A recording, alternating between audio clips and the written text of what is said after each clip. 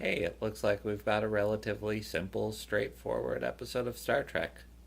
Not a lot of weirdness. About the only weirdness I'd say is the gross incompetence of the Enterprise crew at the very beginning. The crew that's in the transporter room. The fact that they don't know you can't beam through shields, that's a little weird. I mean, maybe it's to instruct the viewer that that's a rule in this universe, so it may have its purpose, but it just kind of came off strange. But the crew's actually competent at stopping a madman aboard the ship. Thank you. Thank you for a competent crew.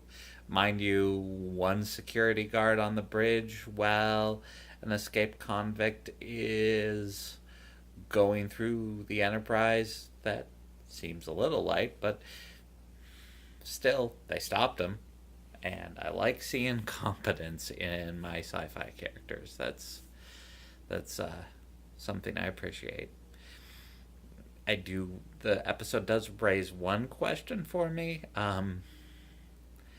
In Roddenberry's Perfect Humanist 23rd century, and I know it's a little rougher around the edges than the 24th century, but in this humanist utopia 23rd century sci-fi world, this penal colony that's experimenting with mind control and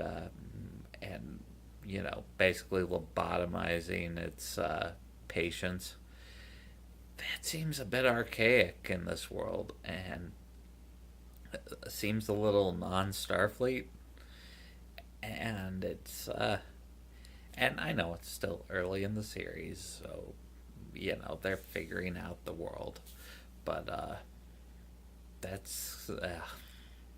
kind of rubs me as strange, just a little. We get our first Vulcan mind meld in the episode too. I can't miss that part. The technique seems a little different than the one we're used to, but it's easy to let slide, and it's still cool to see. Like, that's a nice little touch. Oh, another question too is the command structure on the Enterprise. The specialist that Kirk beams down with seems to not care that he's the captain. She's like actively defying him and questioning everything, and she's like a spokesperson for this lobotomy colony for a while in the episode, and she turns it around, but it's like, why is she advocating so hard for people she hasn't met? I mean, the scientist does have a reputation, but it's kind of odd, and especially when it comes to following orders. It's some of these early episodes make me go, what is the command structure in the Federation? Because I get like a more open, futuristic world where it's not, and this isn't a military organization, but still, just the active defiance of your captain is kind of weird. But that's about all I've got to comment on for this episode.